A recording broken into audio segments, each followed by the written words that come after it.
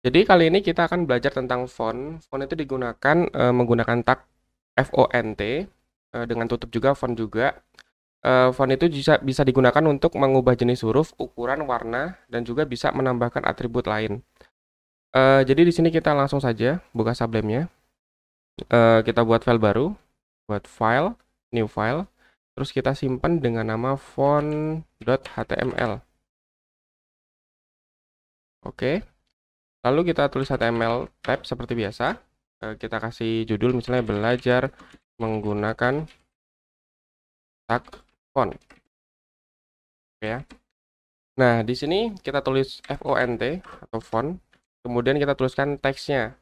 Misalnya, halo, saya adalah teks yang menggunakan font 1. Kita akan gunakan beberapa tag font ini. Ctrl D untuk duplikat, Ctrl Shift D untuk duplikat.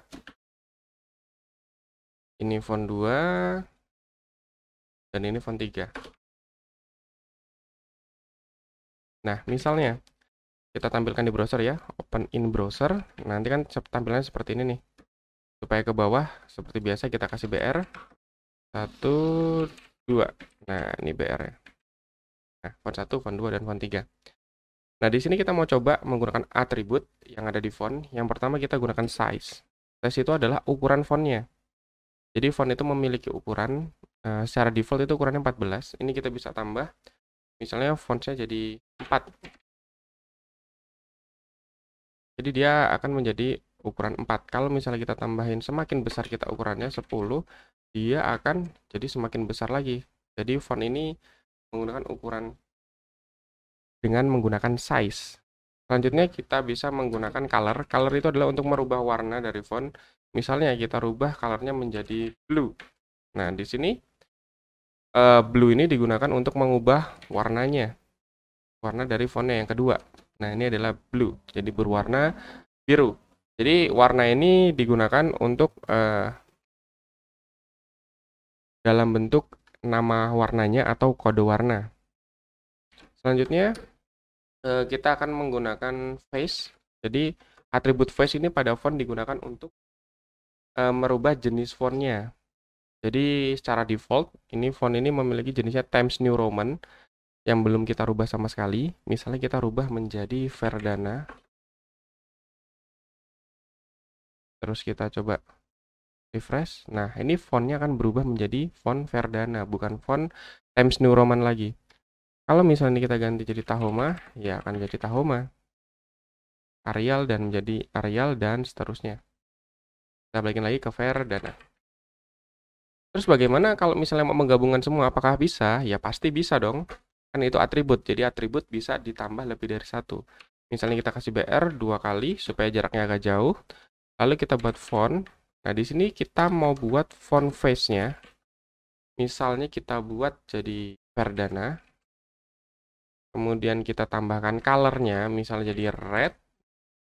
Lalu kita mau buat size-nya menjadi misalnya jadi 6. Nah, isinya adalah ini adalah teks yang menggunakan font. Ya, kita jangan lupa simpen, terus kita coba refresh hasilnya. Nah, jadinya seperti ini. Warnanya berubah, size-nya berubah, dan font face-nya atau jenisnya berubah. Nah, setelah kita belajar font, selanjutnya kita akan belajar tentang pre-format text. Nah, pre-format text itu digunakan untuk menampilkan tampilan yang kita tulis di coding itu sama persis tampilan yang ada di browser. Jadi misalnya, ini kita kasih HR supaya untuk membedakan kita menggunakan font dan menggunakan pre. Nah, kita tinggal menuliskan pre, buka dan tutup. Pre. Nah, itu buka dan tutup. Langsung kita tuliskan. Misalnya, ini adalah contoh dengan pre-formatted. Kalau misalnya biasanya kita enter itu kan nggak akan tampil di HTML. Nah, ini akan kita coba ya. Ini akan tampil sesuai dengan kodenya. Misalnya di sini kita tulis B deh. Untuk kan B untuk volt. Ini untuk volt. Ya, kita simpan dan kita refresh. Nah, di sini teksnya akan tampil seperti yang kita tulis di coding urutannya, tab-tabnya.